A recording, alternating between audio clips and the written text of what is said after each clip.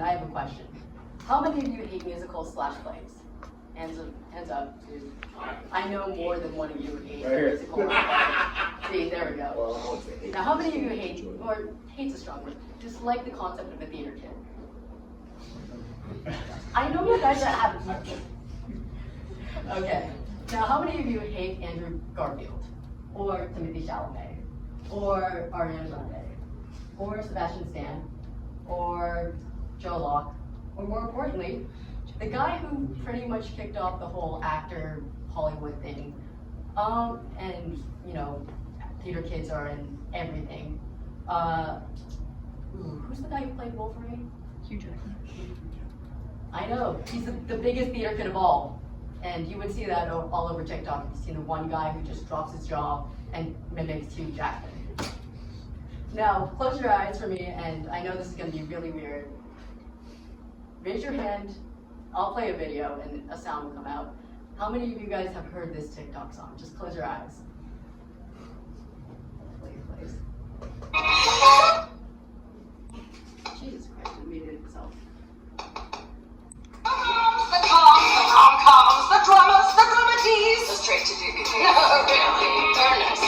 How often have you watched me? How many of you heard that audio? You're weird. You're in theater. You're not. Have you heard that as a normal person, like all over TikTok this summer? Yeah, sometimes. Okay, cool. Alright, so this is from a musical called Death Becomes Her. It has like 20 sex jokes in it. For a musical, you'd think it'd be weird, but unfortunately, the new age of musicals is just sex jokes pretty much. But yeah, theater kids have infected your life, and you don't even know that. So why are the arts important? You know what, I'm not really that qualified to give it on the arts as a whole. So let's change that question. Why is theater important? Hi, I'm Alex Lynn, and this is my last lecture. So why is theater important? Well, we just had a new bill passed, or not really new, it's kind of old news. So would you rather have an AI actor or a real actor play your favorite roles in Hollywood? Now, hold that sort of question in your mind. We kind of just had a bill passed that this allowed that in Hollywood. And so this is real, this is a real question. And so is this one. Would you rather have a casino in Times Square, or would you rather have a Broadway show? Now, this was a real thing. The proposal got shut down in September, and it was a proposal from Caesars and Jay-Z, the musician, whoever that is, I guess. And it came alongside a proposal to destroy Broadway to make more job opportunities by building a huge casino in Times Square. However, the IATSE, and all of Broadway helped shut it down by lobbying and also going on strike for a really long time. So by a really long time, I mean it took Susan Sue, a professor at Carnegie Mellon, and winner with like 2 or 3 costuming Tonys, I'm pretty sure. And she also been in Shakespeare Award and stuff, and she's kind of famous in the theater world for costuming, to speak about it, and also all of Broadway kind of just protested against it, and the community really came together as a whole on theater to shut down the casino.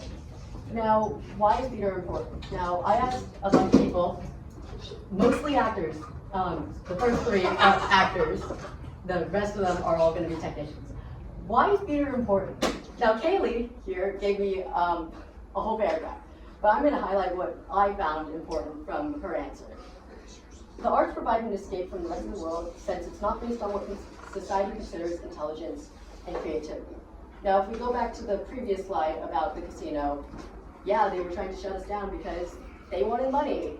And Broadway technically produces a lot of that revenue and money, but it's not really what people consider financially secure deposit, if you consider 2008's whole thing. And here's another answer from Logan. Yeah, I took that really awful photo of him. An escape from reality while simultaneously being a reflection on reality. Yeah, that's not really my thing. And Otra's final answer, which I actually kind of liked, which it was a powerful form of advocacy and representation. Now, nah, that's not really my answer. So why do I think theater's important? Well, the first 3 people were all actors. I'm not an actor. very different. I'm a theater kid, I'm not an actor. I'm a technician, and this is literally everything that I've ever done as a technician. I've done management, I've done carpentry, I've done food styling, I've done puppetry, I've done deck crew management. Actually, there's a lot more to this list that you will probably never see, and I've had to shorten it down on my resume so much that my professor laughed at me. And this is, I learned most of these skills at Carnegie Mellon, which was where Randy Pauch presented. And that's me 40 feet up in the air with a group of other technicians. That's Professor Rovers in the back. And that was the girl you see in both of these photos is Clara, who drove an hour to see me in September for being here. Yeah, these are all technicians. They really don't care about the actor answers. And really, it's a huge community fit. Now, that was a lot. That's pretty much what I do. I manage everything. I build things. I make actors laugh sometimes by giving them silly props. But what makes theater so important to me? Well, theater gives me the ability to use my skills to the max. For example, I use 70 to 80% of my skills daily, which is a lot more than any of you will ever use calculus. So consider not taking a calculus course ever in your life. And more importantly, it gave me a community and a voice. Now, I asked a couple of other technicians the same question: why is theater important? This is from Sid Wonderling. They're also a props person over at Prospect, and they found that it gave them a voice and also a community as well. And they also agree with my sentiment on protecting the arts. This is from Clara, who you saw her photo. She goes to a very private school, and she thinks it's important because it's a form of activism and expression and a community to be a part of. Now, this is from someone who I have never met in real life. Her name is Anna Deck, and she is a marketing coordinator, technical director, and stage manager in Florida, and she teaches like several different courses. And she loves that it can give you the ability to step into other people's shoes and see the world from another person's perspective. She also gave me a lot of words.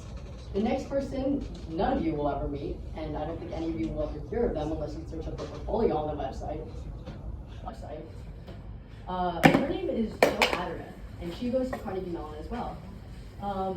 She loves that it can tell a story and the real challenge that theater can give.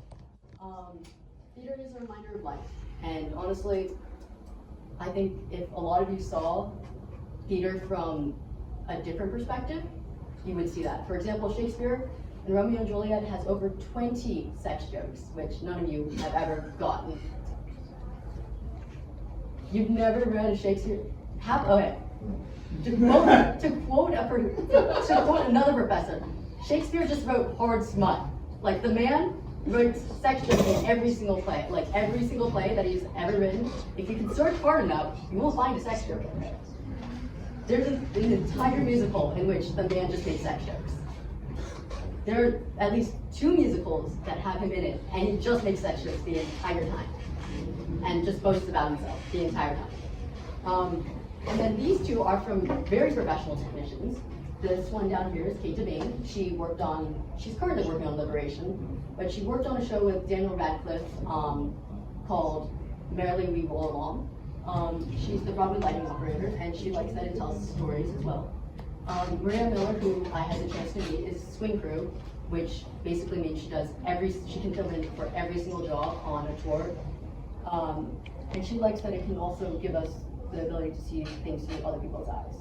Now, why should you guys care about theater? Well, let's redefine that. Theater tells a story. Theater has an overarching theme, usually a hero's journey. Theater usually has some kind of underscoring. You guys are like, plays don't have underscoring. Plays are weird. Plays do have underscoring, and you should see the sound designers bicker with Mr. Bangford. Theater is usually enjoyed. I say usually because I've seen bad theater in the past. Theater has a community rallying around it with love most of the time. Now, are you not entertained? Theater. This is all theater because it has 20 or more people like me working behind the scenes to put it on. For example, Sabrina's short and sweet tour tells whatever story she's trying to tell with her album, as long as and like goes off with like 500 cues or more.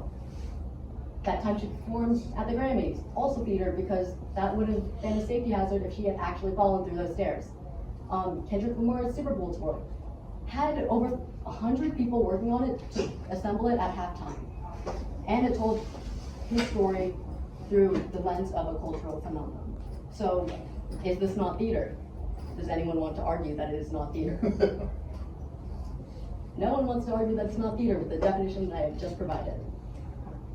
Not even the guys in the back who have been just listening this whole time. Talking about football. What? So, then why is theater important and what can you take from it? Well, theater preserves our stories. Super Bowl 2025, Short and Sweet Tour, Hamilton. Theater is a way to escape, just like literature. Theater can be used to escape conventional thinking. Theater can be used for critical thinking. For example, you will never look at Shakespeare again the same way if you just read between the lines and find half of the extras he puts in there. But most importantly, theater is a community, and I think that's something we can all use a bit more of. Thank you for listening to my presentation.